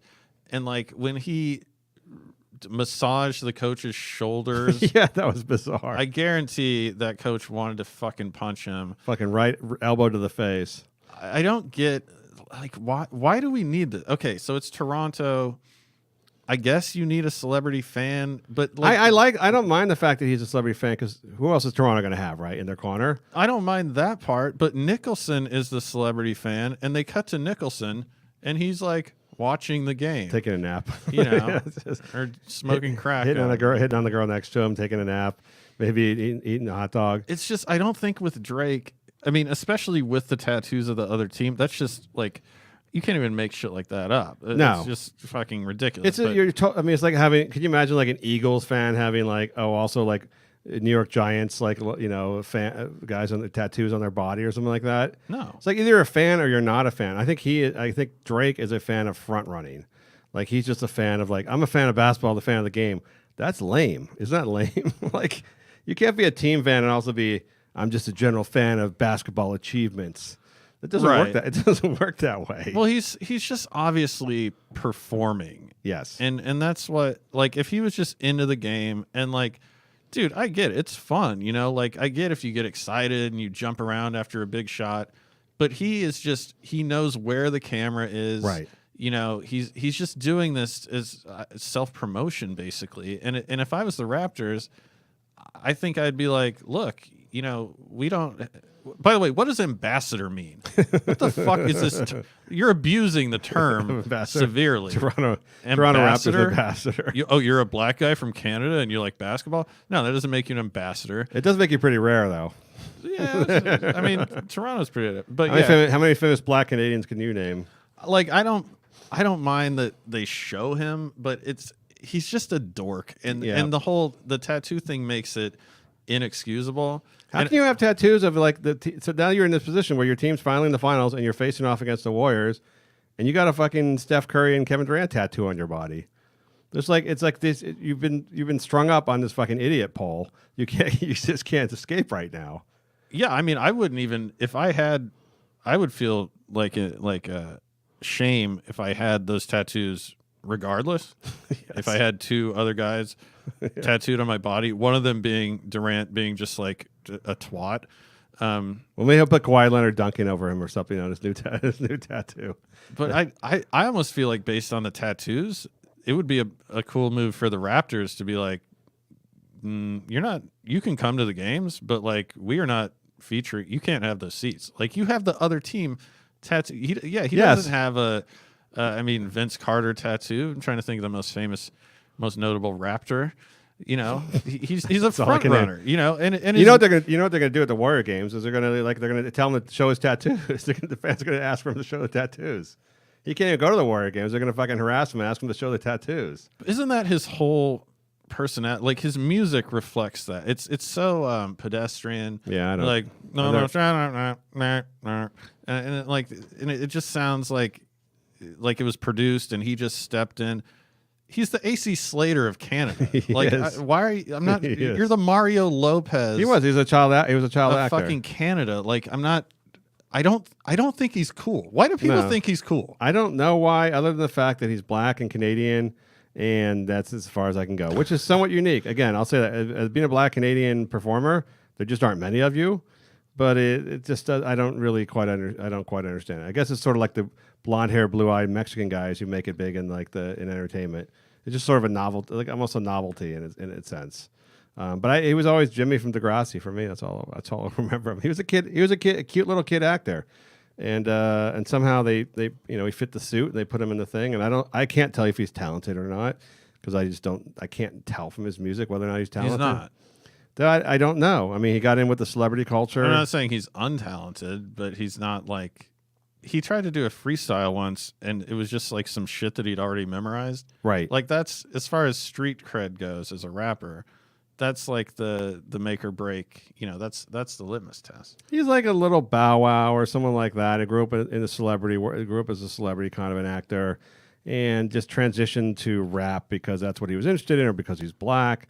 I don't really know. I'm trying to think if the black part has something to do with it, because like you said, like I'm trying to imagine a parallel situation if I guess there's not really that many celebrity football fans, but what's a sport like what if if you were a fan of the Red Sox and it was the World Series and you had Derek Jeter tattooed on your bicep while that would be like enough to be considered treasonous. Oh, you would get your ass kicked, and nobody would care how famous you were. But if it was the current team playing, like this is, it's like it's so absurd. I can't even. You're right. He should wrap my mind around it. The Raptors should put up a little sign saying everyone's welcome to come attend unless you have the opposing team tattooed on your body.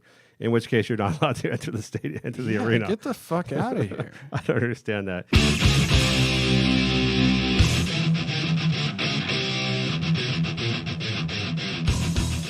Matt, I want to talk to you about something that is so ironic it's just fucking killing me. I don't know if you've been reading about these Mount Everest, like these deaths on Mount Everest have been racking up. So it's been a record season of deaths for Mount Everest. They only climb 2 months out of the year. Yeah, I saw that. And there's been a new thing. And the reason people are dying on Mount Everest is because there's such a backlog. It's so crowded with traffic from fucking super annoying, let's just be honest, super annoying white people who want to climb Mount Everest. Yeah. That they have to wait their turn to get back down because the fucking Sherpas have to bring them back down. Have you seen the photo of it? The traffic? Yeah, it's like an escalator at Mall of America. Like it's insane. Overcrowded thing, and they can only take a certain number of people down at a time. So people are dying like at the top of the mountain because they're stuck there. And this to me is like I just call it white guy Darwinism. It's like, let's face it, mountain climbing is a sport for like bored rich people, white people, and not always rich, but certainly bored and white. And the fact that they're actually climbing up and they can't get down because there's too many people up there, and they're literally dying on top of the mountain, not because of any reason other than the fact that there's traffic. Mm-hmm. It's like you said, like Mall of America, like a throng, like people die. It's like almost like the equivalent to Black Friday shopping, where people get trampled trying to get into Target to get the Xbox. I laugh at it, and I wouldn't obviously I don't want mountain climbers to die. I mean, I kind of do. If you're, well, I don't want a dude whose passion is mountain climbing, sure, and he's free soloing Capitan. I don't want that guy to die. That's not as crowded, by the way. You want to go? You want to go up El Capitan with just your bare hands? That line's not as crowded. No, there's only one or two guys that can do it. Yes, and hence, people think he's cool. No one thinks you're cool when you have a poor man carry your gear up and you chopper into the summit and the snow is melting. No one thinks you're cool. No. I don't think climbing Everest is what it used to be. I feel like climbing Everest is not like the libertarian candidate for president last time, Gary Johnson. He's in his 60s. He climbed Everest over 60 3 months after he broke his leg. And he's in great shape. He rides up. I mean, he's like a great aerobically fit guy. But if you're over 60 and you just broke your leg and you can climb Everest, to me, that's no longer like what it used. That's not Sir Edmund Hillary any longer. That's just like not. Now it's become. Now everyone's got the cool gear. That's why I think it's funny if you die because it's all about. It's not about you respecting this mountain and proving something to yourself and the art of it. It's about you telling your friends at golf that you climb Mount Everest and then showing them the photo on your iPhone, which someone else took, and I hope you tipped the guy. It's the freezing cold version of the Fire Festival. Yeah, right. It's a Fire Festival for just a different crowd of hipsters It's not even if it was cool at one time. It's like a club now that is no longer cool. You have to find something else. You got to find something else to do because it's been corrupted over the last 30 years or so by just hipsters climbing the mountain. And now also like you're gonna climb Everest. People look at you like, oh yeah, just like Steve did last couple weeks ago when his trip to the Bahamas got canceled. He went to Everest instead and climbed the Everest. Yeah, and climbing Everest is not the same thing as reaching the top of Everest. Right. Right. So if you want to go vamping and whatnot, and like, yeah, you can't have a serious heart condition, but I know a really rich girl, her father is rich, and her and her father climb Mount Everest. She's about 35 pounds overweight. She's by no means in good shape. She smokes. She drinks. She climbed a lot. Everest? Oh, she didn't top Everest though. She didn't. Let me put it this way: she didn't have an ice pick on her. She hikes. Okay. So I mean, the only thing that can go wrong really is a storm, an unexpected storm comes in, or you get, as we learn now, you get stuck in traffic because there's too many fucking white people at the top of flying to Nepal to the top of Mount Everest, and you're stuck in traffic, and then you freeze to death. good. Fuck you. You wanted me to think you were doing something dangerous. Yes. You got your wish. Now you're dead. Way to go. You gotta. It's Turns out it was dangerous. It's amazing how fast it turned. Like how fast climbing Everest turned from something super cool into you're kind of a dick. She's just kind of a dick. Like a climb. Like that's like it's not that it's not hard or achievement or something like that. It's just like it's not cool at all anymore. And now people are dying because it's literally just become like the 405 freeway. Well, yeah, it is. By the way, it is less of an achievement. Like literally, if I had the means, and this would be hilarious, I could land a helicopter somehow on the summit of Mount Everest and say, I reached the summit of Mount Everest, right? That doesn't mean you did. Well, they still, I don't know. I only know from the movies, but they still climb. It's still like a hardcore climb. It's still, I mean, you have to be in good shape. It's still a hardcore mountain climb. Like you can't just be a newbie and go up there. This girl I know really, was not. But she didn't go to. She didn't do the actual like the ascent of the like it's sort of like El Capitan, like you mentioned. There's the easy way up, perhaps, and there's the hard way up. Yeah, maybe that's right. And they go up like the hard way. She went up like the one with the gift shops along the way, like the ABC stores along the way. You can buy T-shirts and shit.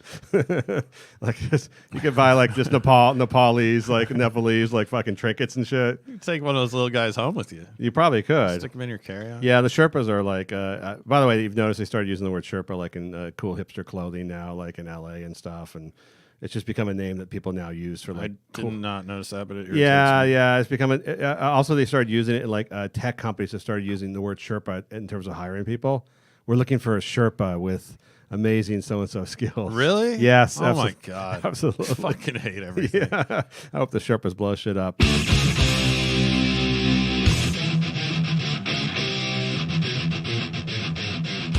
Matt, I want to end today on STEM. You've been a big supporter of STEM, I think, through the years. That'd be science, technology, engineering, mathematics, I believe. I don't really know anymore. The acronym's been around for so long, I forget what it is. But the whole idea of STEM, I think, was invented just so they could put four letters together. First, it spelled something. And then two, to announce that the reason there weren't more women in science and mathematics and engineering was because of sexism. Just basic sexism from birth that separated, you're talking about the boys with the fire trucks and the girls with the dolls earlier. So girls would be put in the dolls and told that math wasn't for them and engineering wasn't for them. And therefore they became modern dancers and marketing. You're showing up to Google's office for an interview. You're a woman. You've entrepreneured a bunch of successful businesses through your coding. You've been interested in coding your entire life, even in preschool. Oh, man, I always remember Jennifer was always coding. Yeah, that's right. And he said, we have no job for you. No. That's the way it works. Why don't you be our secretary and go get us some coffee? Yeah, from what I understand, that seems to be the narrative. Well, I would say it was 10% accurate in the sense that there was no encouragement of girls to learn math or engineering or science. They were never like, the way what girls were rewarded for was never that. And there weren't teachers that were promoting that. So for the smaller than male population of girls who were interested in that, they were definitely not pushed to do that or encouraged or rewarded for doing that. Okay. But I think that works against the actual genetics, which is that boys are just more interested in science and technology and mathematics than girls are. I think they've been encouraged. Well, recently. Well, but not just like real recently. I would say since the like mid 70s. Yeah, but that's fairly. I mean, throughout history, women were not Yeah, encouraged yeah. to be like. In fact, they weren't allowed. Like, it wasn't like Galileo had a lot of female, classmates in his class. Because he didn't have a lot of female classmates that were interested in figuring out like how the moon orbited. But it also there was no socioeconomic advantage to women studying those subjects either, because there weren't many jobs for them. There was no advancement in that. Well, there area. wasn't much throughout history, depending on a lot of different contexts. Copernicus wasn't getting paid a hefty salary. No, that's true. He was. I mean, they were just interested in it. They were interested in. They got some sort of patron, so on and so forth. But even in modern age, when 100% of women go to school, and there's more women in college now, more women in professional schools, they're still not going to schools in the areas of STEM. So even now that opportunities are open, which would seem to lead you to believe that STEM is just not something that is as popular among women naturally as it is among men. Yeah. So they've been pushing the STEM thing as, again, the word social construct. That social construct is keeping women out of STEM, young girls out of interest in STEM, and therefore they've been pushing it at schools, and every fucking school, especially private schools and public schools too, put STEM on their front page, and we're pushing girls into STEM, and this is going to change the tide and all this other stuff. Well, it turns out after all these years, it's just not working. It's just not working. So sort of like the anti-drug commercials when they did like a 15-year review and found out that it was actually caused more people to do drugs. Like, it's just not working. So I sent you that article about how they're now using art. This is like this total surrender. They're now using like art as an entree to get girls interested in STEM, which is like, so it's almost like saying, we know you're not really interested in science and math, so we're going to create an art class, which you love because you're girls, that's going to secretly feed you science and math learning. Yeah. Like your vegetables are going to be like hidden in the stuff you actually like to eat. It seems like a total retreat. Yeah, it's like we're trying to get more boys into social work. So, into hospice care. And right. So let's develop a video game where they have machine guns and they fucking kill everyone. But the hero's like a hospice care worker. Yeah. Yes. Like that'll definitely not work. I mean, the articles were written like, oh, applied arts now being used to encourage girls. And I just read like total surrender, white flag. Yeah. Like we spent 15 years, 10, 15, 20 years pushing this shit. The statistics bear out it's not working at all. And therefore we now have to convince girls to do science and math by making it cute and fun and arts. Cute and fun and arts. We're going to tiptoe back. Yes. Oh, gee, vibrator party, Tupperware party for, applied mathematics. Like, well, I'm sorry, what's the connection there? Those are two opposite things. But it circles back to everything we've kind of talked about today, which is why, whether it be WNBA or Taylor Swift being upset about being asked if she's going to have kids, or Amy Schumer with the breast pump photos. Like, why does it have to be? I mean, people don't understand the difference between egalitarian and equal, right? Yeah. Like egalitarian would be like everyone has the same opportunities to be happy and succeed and be successful, which is equality, which is everyone has to do the same thing. Like everyone has to, like, we all have to pretend that women like STEM as much as men. We all have to pretend that WNBA players are as good as male players. We all have to pretend all this shit, which I always feel like I did about the WNBA stuff, that it's just counterproductive to produce a false narrative and then push it as part of like a legislative agenda where you're forcing this. It doesn't mean women can't be awesome and great and financially successful and socially successful and personally happy and fulfilled. They just aren't going to do it doing math and engineering. They're going to do it doing math and engineering, which is like, I don't like math and engineering. I don't feel unfulfilled. I can't fix my own sink. No, I don't feel like, I'm not a STEM guy. I don't feel like that was like something that was a huge advantage for me being a guy and I could have access to STEM programs. I couldn't give a shit about them. Yeah. So like, isn't pushing a false gender narrative ultimately sort of the opposite of feminism, the opposite of advancing women? Because you just spent 15 years trying to convince girls that they love math and they don't love math. I think it's, again, like this insane entitlement that's been built up, because it's like, okay, we're doing pretty well. We have more or less equal opportunity employment. I would argue more than equal. Yeah. But whatever. Like, let's just say it's roughly equal. It's like, and the editor, the board of Huffington Post is 15 women and 0 men. It's like, yes. All right, well, you're doing quite well. It's a major news outlet. Plenty of executives and you know, all kinds of in right now in dual income households. So that's a guy that's married to a woman, or perhaps in a long term relationship. I'm not sure how they clarify that, but the guy makes more money than the woman 60% of the time. So that's roughly half. So this whole thing about like, oh, we're not doing it. So it's trying to like have your cake and eat it too. So it's like we're doing pretty well, but we want this too. This one thing that you guys have. Like we want to try and like, you know, get. But it's weird because it's like not even like women don't even want. They don't really even want it. Like you're saying, we have to have it. Yeah, but we don't even want sort it. of the mainstream narrative is like we're being excluded. Like how come we don't have this thing? And I get the underlying reason for like the 2% of people who actually run things think that way. Yeah. But then the other 90%, 80%, 98% of the people they're representing don't feel that way. It was sort of like when the same number, like when we talked about this when I think on Twitter when Kirsten Gillibrand said that she wasn't doing well in the polls because of sexism. Like, well, no, the other women are doing much better than you. And by the way, 98% of women haven't picked you as their choice. It's just a false narrative, and ultimately it doesn't help you.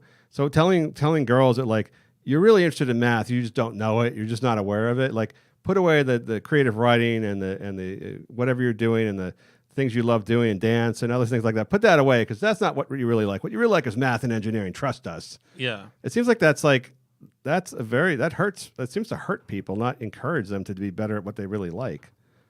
It's just completely like every news segment you hear like, well, you know, the bro culture of Silicon Valley, the misogynistic Silicon Valley. It's like, okay, have you ever met a fucking guy that works at a tech firm in Silicon Valley? They're total pussies. The biggest beta male population in the entire world. And they repeat ad nauseum these very same talking points. Like, what you're throwing them under the bus, by the way. they are not the dudes you're talking about. Like, No. I know misogynism exists, misogyny and whatnot.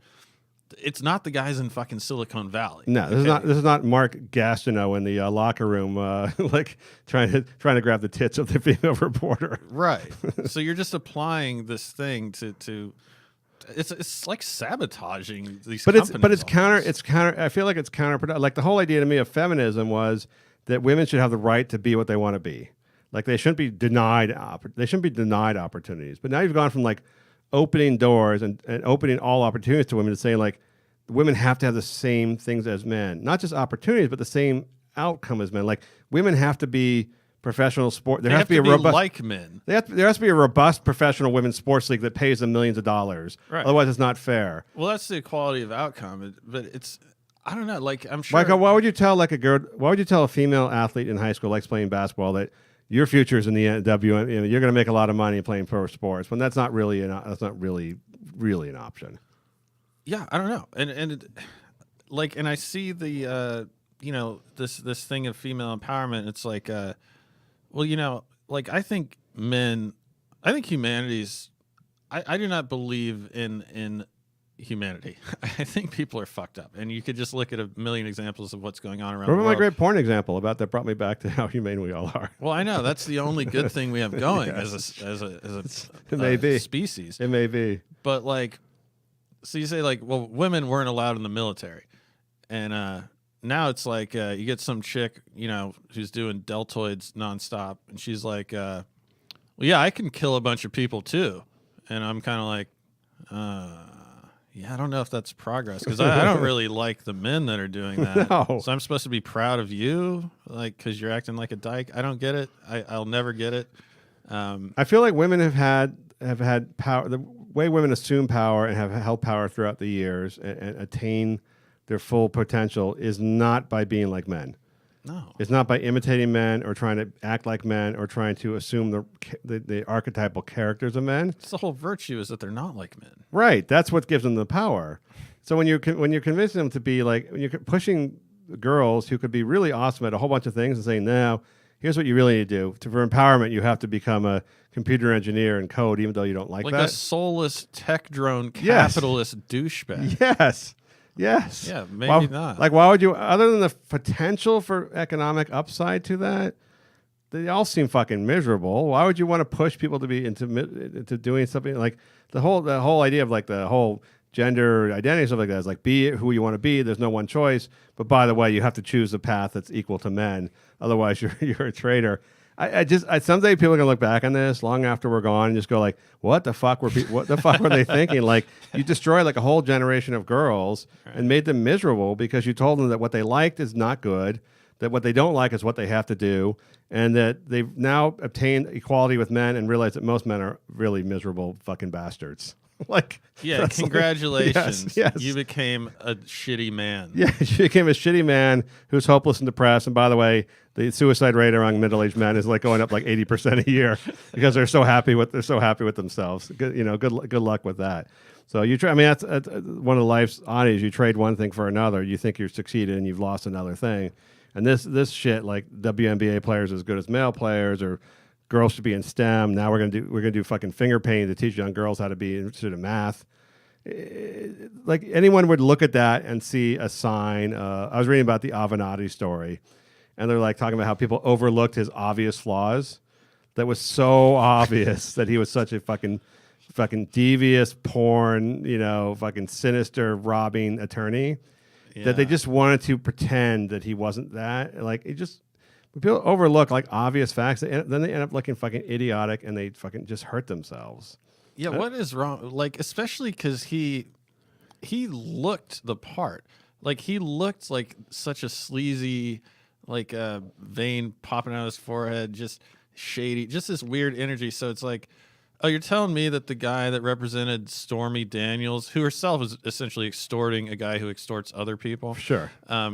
So there's no real winners a sex worker in this situation. Right. So you're telling me that the guy that was exploiting her to get all these TV appearances, that he stole money from her? Yeah. Okay. Yeah. And also he stole money from tons of clients, and you could have just Googled it. It was like all the citations and cases were out there against him well before he became famous. But what's wrong with people's judgment? Because I saw at least a few people, most of them were women, that posted like on Facebook or Twitter, like, Michael Avenatti should run for president. Crazy, just crazy. I mean, like, literally, what is wrong with your judgment? Just like, literally crazy. Is that why like shitty guys like fuck a bunch of chicks? I think so. I think they have no judgment. Like, I'm going back to my abortion van for you in Alabama. I just think people are so clean. We made fun of like religion earlier, but people like without religion, like as idiotic as most organized religions are, all of them, if you feel that way. If they in absence of that, they will just find other idiotic things to cling to.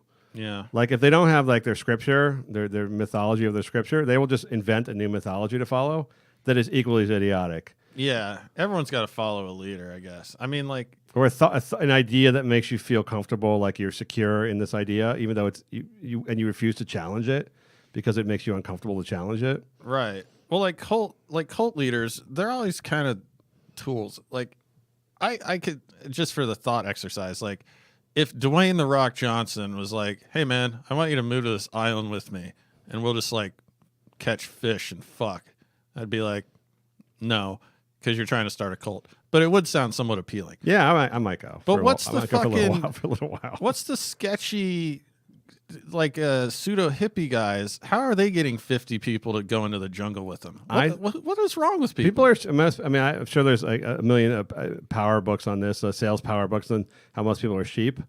They are just sheep looking for a shepherd. Yeah. And they will reach out for whatever makes them feel comfortable. And it was, for most throughout history, it was some sort of organized religion or philosophy they followed that they refused to question, because to question it means that you've been an idiot. Like you ever see the stuff like Scientology, like Leah Remini and all that stuff, how like people that stayed in it for a long time stayed in it because they were embarrassed to admit that how stupid it was. Or like if they like spoke against Scientology and what a farce it was, they'd have to admit they spent 20 years and like $1 million being a total idiot, like deceived idiot. Yeah. And so they literally stayed in the cult because they didn't want to face the humiliation to themselves of how stupid they were for being in it for so long. See, it's hard for someone like me that is skeptical of everything and thinks everything is bullshit, and really like to commit to anything. I gotta really fucking think about it. Yes. So it's hard for me to put myself in that position. I would like to think I would just put my ego aside and just be like, well, it turns out this is bullshit, and I'm gonna move on. Especially when it's people that follow other people, like people that put so much faith in other people. That makes me really nervous. Yeah. Like any politician or leader, or even a football player or anyone, they like really idolize like somebody. I'm like, are you kidding me? Like, we're all fucking deeply flawed. And guess what? So is the person you're following.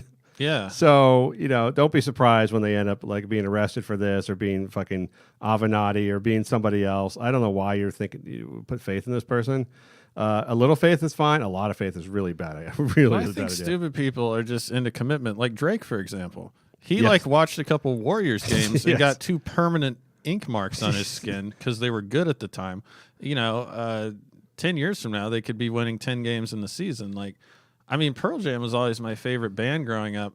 But now when someone asks me, and still I love Pearl Jam, but if someone asks me, like, well, what's your favorite band? I'm like, I got to analyze Pearl Jam for another couple of years. Before You want to get the Eddie Vedder tattoos inked away off your lasered away off your body? Like, I need to look at the lyrics again, break. I don't know. I'm just not, but I think that's a good thing. But it seems like you get credit for committing real hard to something and then reforming yourself. Whereas you don't get credit for just being level-headed your whole life. Well, people that have blind faith seem to be happier when things are going well. Like the people that have idiotically attached themselves to some belief system or some person, they feel very secure in that. They actually smile and they feel confident in themselves because they've given that over to somebody else.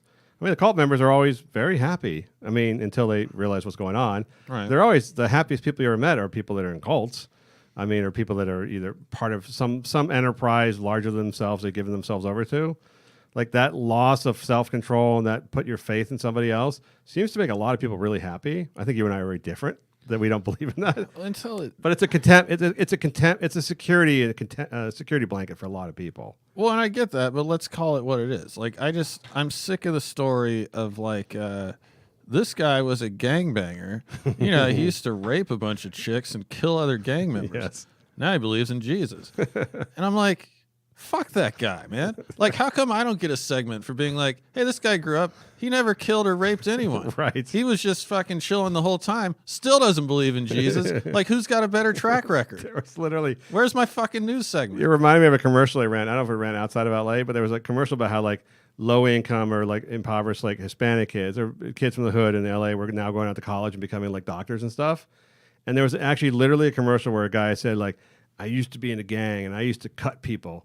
Now I might cut you open for surgery. And I was like, fuck that. That was literally a commercial where you're supposed to be inspired, but I'm like, no, I don't want the former gang member. If you used to stab people to kill them, I don't want you. I don't care how good a doctor you are. I don't want you to be my doctor. What's the bar? I thought they were basic like security background checks. Like I get that you did some shit when you were a kid, but if you actually stab people to death, I don't want you cutting me open with a scalpel to take my fucking kidney out. No, that's why I draw the line. I don't want you in the building. No, I'd rather have the fucking rich asshole who grew up in a nice area who didn't kill anybody, who's now a surgeon. Who knows if you might revert back to your you've killed people. Yeah. Like I don't want a doctor who's killed people before. I don't care how much a conversion you had at like 19.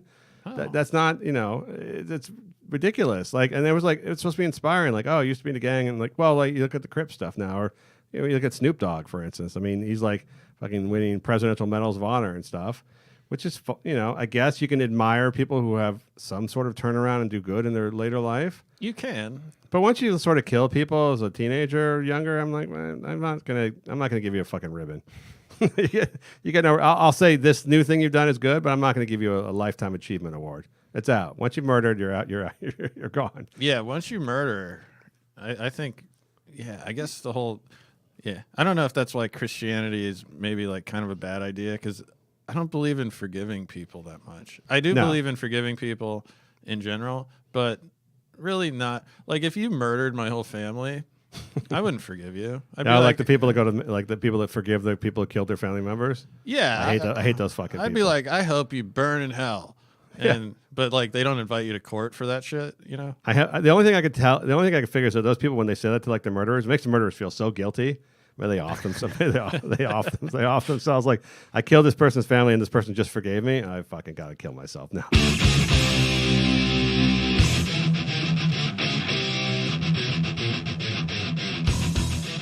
All right, Matt, that's our show for today. You got something you wish to pimp and promote? What are you selling? What are you doing this summer? What are you selling? Nothing really. If anyone knows a plumber in the LA area, if you could. Oh yeah, I got your thing about the plumber. So I don't. Up on Twitter. I've had bad experience with every plumber I've ever hired. I don't know who has. Have you gone to Nextdoor yet? I've encouraged you to go on Nextdoor to see the lunacy. Oh, I had a couple. Oh, I did go on next door. Yeah. I trolled a couple. Yeah, you got to use a fake name, by the way. I highly recommend using a fake name. But everyone's always recommending plumbers or repairmen or restaurants, something like that. And what you realize is like, okay, so some guy named Joe just recommended somebody. That doesn't help me at all. So I still go to Yelp because they have like 500 reviews, and if they have like 450 positive reviews, I still think that's somewhat powerful because even they can't fake that many. Right. So I still use that. But at the end of the day, what I've learned from plumbers or fix-it guys at home is it's all the same guy. They work for different companies. It's all the same Russian guy. Yeah. And they just work for they just contract with different outlets because all they are is phone banks now. These places. And so you're getting the guy from the Slavic guy who knows how to fix fucking every machine. So it doesn't matter which place you actually call. You're getting the same person. It's hit or miss. It's hit or miss. It makes me miss, white places because when the old Irish guy who like was the plumber in the area for 40 years. Yeah. Who you saw down at the Kiwanis Club, so you had to do a good job. Yeah, just people, like when I lived in Washington, I briefly worked for this handyman. His name was Chuck the Handyman. And his name was Chuck Brackett, which is hilarious because bracket is like a thing you would install as a handyman. And I think he might have made up the name, honestly. Probably. That was his stage name. But he was like the Michael Jordan of handy. He took a lot of pride in being a handyman, sure, which I thought was good and pathetic on different levels.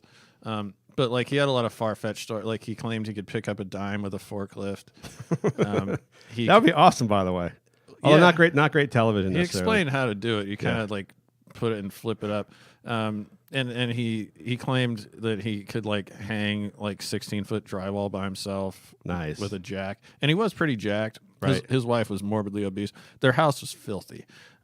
He had like 4 kids. Bird shit all over the house. Yeah, he could lift a dime with a forklift, but he couldn't lift the fucking bird shit off the ground. Anyway, that guy, I could just call him. He'd come over. Yeah. Fix everything. Yeah.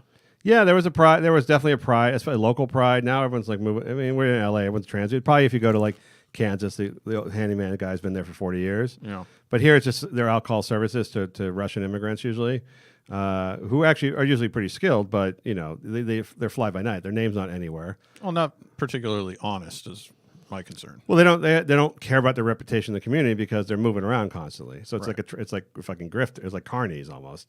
So you're saying I'm fucked? What I'm saying is I couldn't possibly recommend a plumber to you because whoever I tell you to call, it's going to be the same guy, and it's 50-50. So what you need to do is one reason to get married is to find someone marry someone who has like people in their house in their family who are can fix shit basically. Yeah, so that you can call on your wife's brother to come over and fix. Well, that's why I had a plumber, but he's my girlfriend's friend. That's the thing, man. You should have got back together with you until you get your fucking toilets plunged. All right, this is Lex. Last Monday. Talk to you next week. Eating more than a share. She was pulling